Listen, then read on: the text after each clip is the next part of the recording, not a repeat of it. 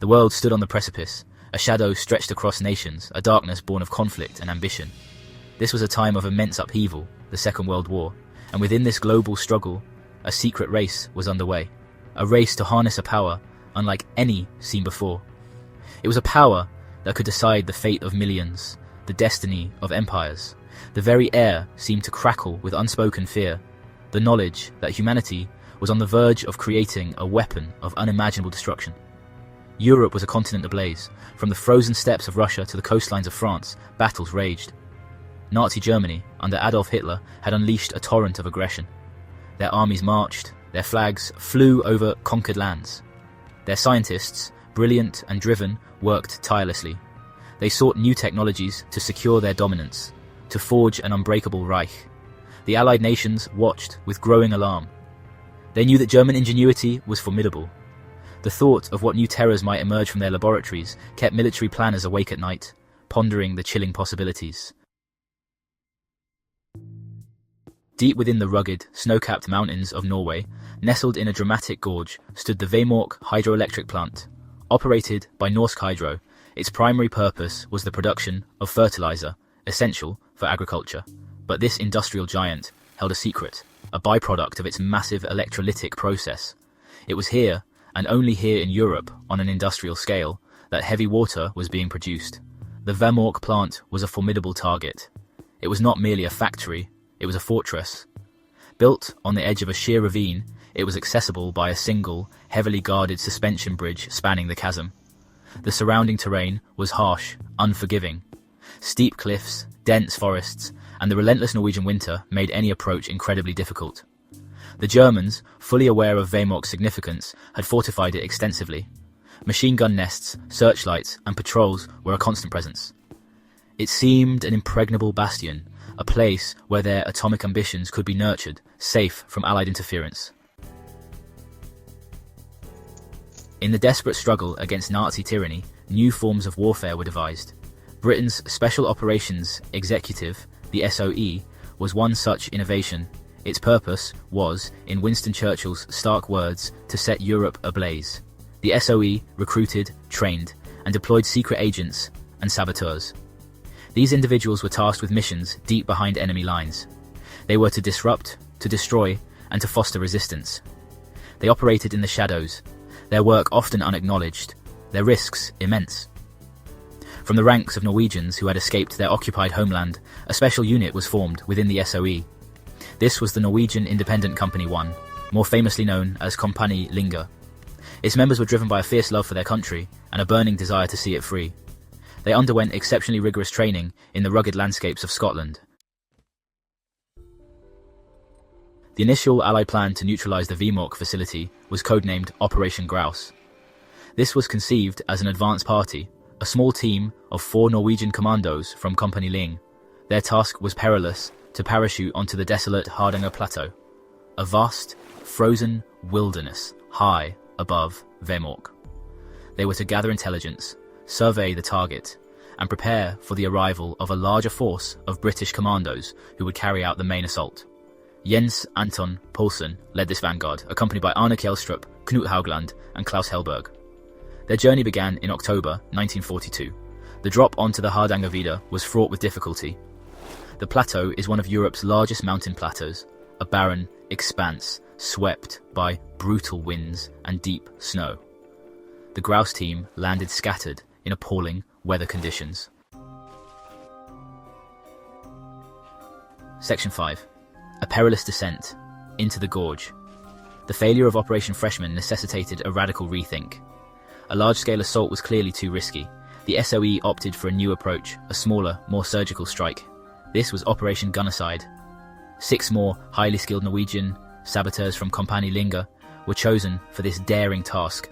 Led by the determined Joachim Rønneberg, the team included Knut Haukelid, Fredrik Kaiser, Kasper Edlund, Hans Storhaug, and Birger Strømsheim.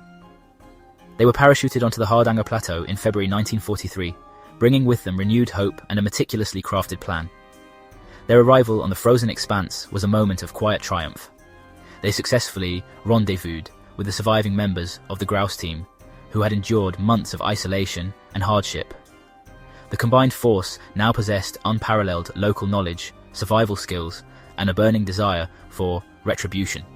The Grouse team's intelligence about the plant's defenses and routines was invaluable. Together, they refined the plan of attack. Section 6. Operation Gunnerside. The Silent Assault.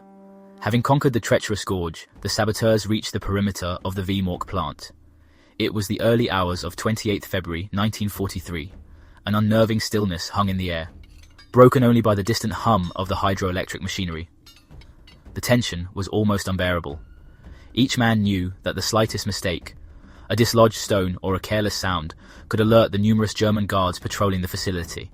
They moved with the stealth of shadows, their senses heightened, observing the patterns of the sentries, waiting for the opportune moment to make their final approach.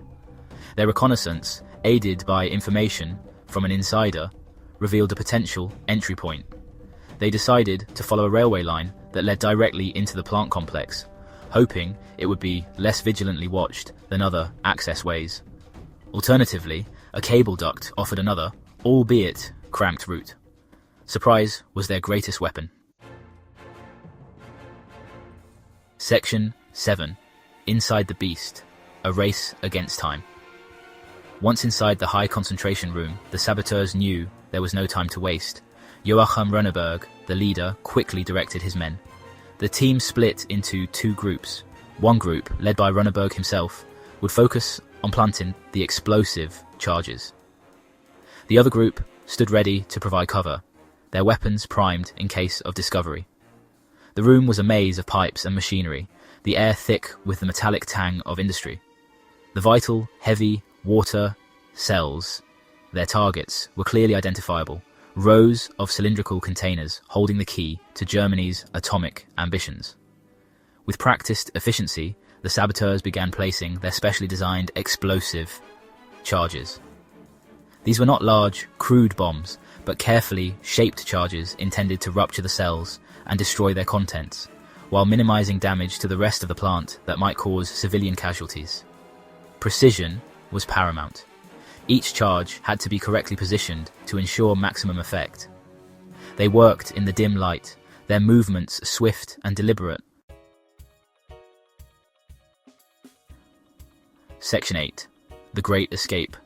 Vanishing into the night. A short, sharp, muffled thud echoed through the VMORC plant. It was not the massive explosion the Germans might have expected, but it was enough. The carefully placed charges had done their work, rupturing the heavy water cells and sending 18 irreplaceable cells worth of the precious liquid gushing onto the floor, down the drains. Almost immediately, sirens began to wail. Shouts could be heard as German soldiers, alerted by the sound and the sudden drop in pressure gauges, scrambled into action. The plant was thrown into chaos, the element of surprise now gone. For the saboteurs, the sound of the explosion was their signal to retreat, and fast. They had planned their escape route meticulously, instead of trying to go back down the treacherous gorge in the dark, which would have been too slow and dangerous under pursuit. Most of the team retraced their steps through the railway gate, and then struck out eastwards towards the mountains. The German pursuit was swift. Searchlights swept the area, and patrols fanned out, but the Norwegians had a crucial head start, an unparalleled knowledge of the terrain. Section 9. A World Unchanged. The Legacy of VMORC. The German response to the sabotage at VMORC was one of initial disbelief, quickly followed by incandescent fury. The audacity of the attack, carried out under the noses of their supposedly vigilant garrison, was a profound embarrassment. General Nicholas von Falkenhorst, the German commander in Norway, reportedly exclaimed that it was the best coup I have ever seen. While repairs began almost immediately, the damage was significant. More importantly, months of accumulated heavy water production, a truly irreplaceable asset, had been lost. The delicate machinery was also damaged, setting back production considerably. The impact on the Nazi atomic bomb project was substantial. The loss of the heavy water from VMORC and the subsequent disruption to its production caused critical delays. German scientists were already facing numerous challenges, including Allied bombing of their research facilities and internal scientific disagreements. This sabotage mission added another significant hurdle. While it's debated whether Germany could have ever produced a bomb during the war, the Wehrmacht raid undeniably crippled one of their main pathways. It bought the Allies precious time and shifted the momentum further against the German nuclear effort.